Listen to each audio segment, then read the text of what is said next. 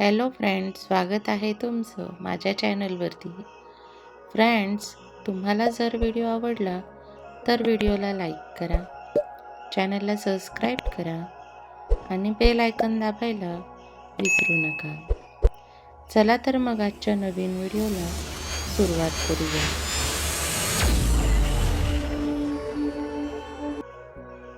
Doctor Babasaheb आंबेडकरांना विनम्र अभिवादन. न्याय मिळवून देण्यासाठी तो रात्रंदिवस झुरला. दलितांच्या अंधारातून तो एकटाच सूर्य ठरला. अरे गर्वाने देतो आम्ही त्याला देवाची जागा, कारण एका महाराचा मुलगा अवघ्या 33 कोटींना पुरला.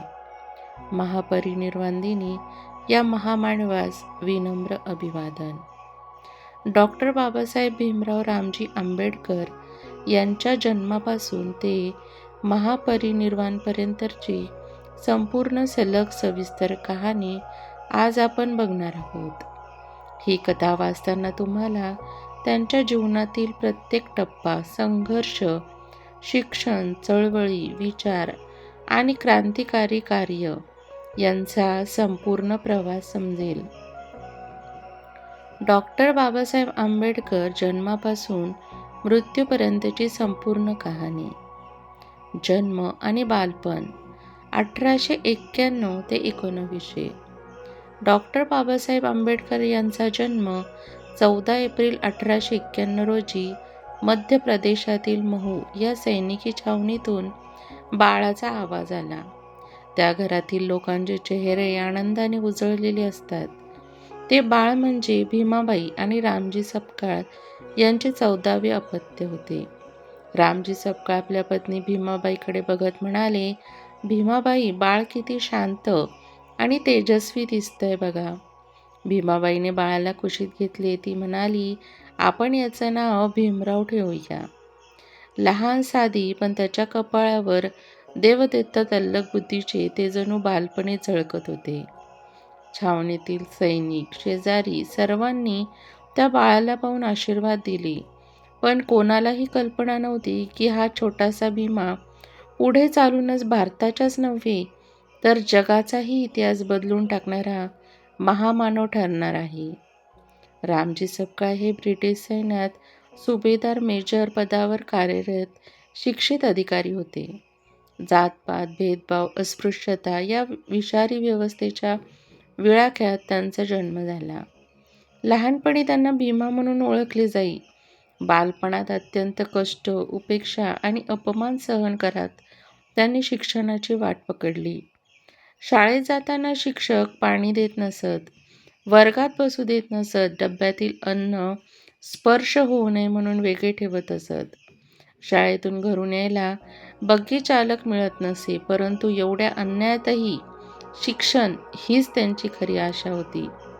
दिवस गेले. भीमा शाळेत उत्कृष्ट विद्यार्थी बनला. गणित, इतिहास, समाजशास्त्र ज्या विषयाला हात लावेल त्या विषयाचं सोनं केलं. रामजी सपकाळ नेहमी त्यांना म्हणत असे, भीमा, तुझं शस्त्र शिक्षण आहे, तो शिकत राहा. भीमा निर्धारपणे म्हणायचा, बाबा, मी शिकेल आणि माझ्या समाजासाठी काहीतरी मोठं करेन.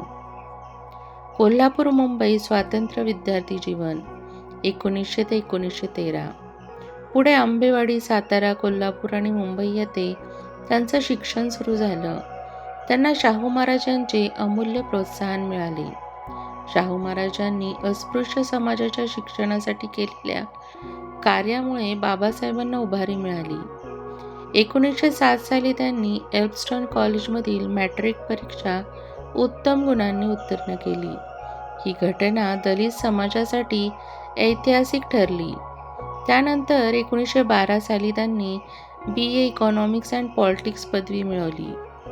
परदेशातील उच्च शिक्षण कोलंबिया विद्यापीठ 1913 ते 1917. 1913 मध्ये बडोदा संस्थानाच्या महाराज सयाजीराव गायकवाड यांनी त्यांना शिष्यवृत्ती दिली आणि बाबासाहेब कोलंबिया विद्यापीठात दाखल झाले. तेथे त्यांनी अत्याधुनिक विचार, मानवमूल्ये, समाजशास्त्र, अर्थशास्त्र, इतिहास, राज्यशास्त्र यांचा गहन अभ्यास केला. तिथेच त्यांनी लिहिलेलं सुप्रसिद्ध ग्रंथकार्य caste in India, their mechanism, genesis and development, small holdings in India, administration and finance of East India Company. 1915 ते MA झाले आणि 1916 त्यांना PhD साठी प्रबंध सादर केला. लंडन स्कूल ऑफ इकॉनॉमिक्स आणि बारॅट लॉ 1917 ते 1923. भारतात परतल्यानंतर त्यांना बडोदा संस्थानात नोकरी मिळाली, पण जातभेदाचा भयंकर अनुभव त्यांनी इथेही घेतला. नंतर त्यांनी पुन्हा UKला प्रस्थान केलं. London school of economics LSE येथे त्यांनी DSc इकॉनॉमिक्स पदवी घेतली. ग्रॅनीज इन फॉर लॉ येथे वकिलाचे शिक्षण पूर्ण केले आणि बारॅट लॉ पूर्ण केले. ही कामगिरी जगभरात भारतीय बुद्धिमत्तेची ओळख बनली. भारतात परत येतात आणि संघर्षाची सुरुवात 1923 ते 1930. भारतात परतल्यानंतर त्यांना समाज परिवर्तनाचा प्रबळ निर्धार केला. 1924 मुंबई येथे बहिष्कृत हितकारणी सभा स्थापन केली. उद्दिष्ट होतं अस्पृश्यांसाठी शिक्षण, सत्याग्रह, मानवी हक्क, महत्त्वाचे सत्याग्रह, 14 तळ सत्याग्रह. 1927 पाण्याचा अधिकार, महाड येथे मनुस्मृती दहन, नाशिकचा काळाराम मंदिर प्रवेश आंदोलन हे संघर्ष भारतीय समाजाला हादरून टाकणारे होते. पुणे करार 1932. ब्रिटिशांनी बाबासाहेबांना वेगळ्या दलित मतदारसंघाचे हक्क दिले होते, पण गांधीजींना त्याला विरोध केला आणि आमरण उपोषण सुरू केले.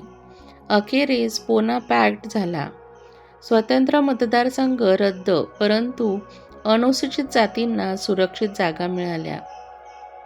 ही घटना ऐतिहासिक असून बाबासाहेबांच्या राजकीय संघर्षातील महत्त्वाचा टप्पा आहे. श्रमिक महिला शोषितांसाठी लढा. त्यांनी मजुरांसाठी काम केले. 8 तास कामाचा कायदा, कामगार विमा वेतन आणि साप्ताहिक सुट्ट्या, महिला हक्क. आजही भारतीय श्रम कायद्यांची पायाभरणी त्यांनी केली. भारतीय संविधानाचे शिल्पकार 1946 ते 1950. भारतीय स्वातंत्र्य लढ्यात त्यांनी विचारांचे स्वातंत्र्य, समतेची भावना, मानवी अधिकार यांना प्राधान्य दिले. 15 ऑगस्ट 1947 भारत स्वतंत्र. पंडित नेहरूंच्या मंत्रिमंडळात बाबासाहेब कायदेमंत्री झाले. 29 ऑगस्ट 1947 संविधान सभेच्या प्रारूप समितीचे अध्यक्ष. त्यांनी तयार केलेल्या भारतीय संविधानात समानता, स्वातंत्र्य, बंधुता, सामाजिक न्याय, धर्मनिरपेक्षता, स्त्री-पुरुष समानता, अस्पृश्य प्रतिबंध, मूलभूत अधिकार या सर्वांचा समावेश आहे. 26 जानेवारी 1950 भारताचे संविधान लागू झाले. त्यामुळे बाबासाहेब भारतीय प्रजासत्ताकाचे शिल्पकार म्हणून ओळखले जाऊ लागले. राजीनामा आणि पुनश्च आंदोलन 1951 ते 1955. नेहरू सरकारने हिंदू कोड बिल नाकारल्यामुळे स्त्री-पुरुष समानतेच्या संकल्पनेला धक्का बसला. त्यावरून बाबासाहेबांनी राजीनामा दिला. याच काळात त्यांनी दलित, शोषित, मागास समाजाच्या हक्कांसाठी आणखी तीव्र संघर्ष केला. बौद्ध धम्मदीक्षा आणि नवयुगाची सुरुवात 14 ऑक्टोबर 1956. अखेर बाबासाहेबांनी मनुवादी व्यवस्था पूर्णपणे सोडण्याचा निर्णय घेतला. 14 ऑक्टोबर 1956 नागपूर दीक्षाभूमी येथे 5 लाखांपेक्षा अधिक अनुयायांसह त्यांनी भंते चंद्रमणी यांच्या मार्गदर्शनात बौद्ध धर्म स्वीकारला. ते म्हणाले, मी हिंदू म्हणून जन्मलो, पण हिंदू म्हणून मरणार नाही. नवबौद्ध चळवळ सुरू झाली. अखेर वर्ष व महापरिनिर्वाण दिन 1956. सतत आजारी होते. डायबिटीज, शरीर दृष्टिदोष, रक्तदाब, हृदयाच्या तक्रारी, पण तरीही त्यांनी the Buddha and his Dhamma, riddles in हिंदुझम, revolution and counter revolution यांसारखी अमूल्य ग्रंथसंपदा तयार केली. 6 डिसेंबर 1956 दिल्लीतील 26 अलीपूर रोड येथील निवासस्थानी बाबासाहेबांचे निधन झाले. भारताच्या कोटींच्या मनातील त्यांच्या जागेला महापरिनिर्वाण असे आदरार्थी नाव मिळाले. 7 डिसेंबर 1956 रोजी दादर चौपाटीवर त्यांच्या पार्थिवावर बौद्ध रीतीने अंत्यसंस्कार झाले. डॉक्टर बाबासाहेब आंबेडकर यांना योगदानाचा महामेरू, संविधान निर्माता, आधुनिक भारताचे लोकशाही, धर्मनिरपेक्ष, समानवादी स्वरूप त्यांच्या विचारांनी उभारले. सामाजिक क्रांतिकारक, अस्पृश्यता नष्ट करणारा, समानतेचा जनक, अर्थतज्ञ, भारताच्या आर्थिक धोरणांची पायाभरणी, कायदेपंडित, कामगार कायदे, महिला अधिकार, मूलभूत स्वातंत्र्य यांचे जनक, बौद्ध नवजागरणाचे नेतृत्व, करोडो शोषितांना मानवी प्रतिष्ठा देणारे धर्मक्रांती. अखेरची आठवण, एक महान विचार, बाबासाहेबांनी दिलेली शिकवण शिका, संघटित व्हा आणि संघर्ष करा. मानवतेपेक्षा श्रेष्ठ कुठलाही धर्म नाही आणि ज्ञानाशिवाय माणूस गुलाम राहतो. दलितांची तलवार होऊन गेले, अन्यायाविरुद्ध प्रहार होऊन गेले. होते ते पण एक गरीबच, पण या जगाचा कोहिनूर होऊन गेले. वर्गाच्या बाहेर बसून सुद्धा भारताचे संविधान लिहून गेले. अशा या महामानवास विनम्र अभिवादन. फ्रेंड्स, तुम्हाला व्हिडिओ कसा वाटला हे कमेंट बॉक्समध्ये नक्की सांगा. व्हिडिओ आवडला असेल तर व्हिडिओला लाईक करा, चॅनलला सबस्क्राईब करा आणि बेल आयकॉन दाबायला विसरू नका. व्हिडिओ बघितल्याबद्दल धन्यवाद.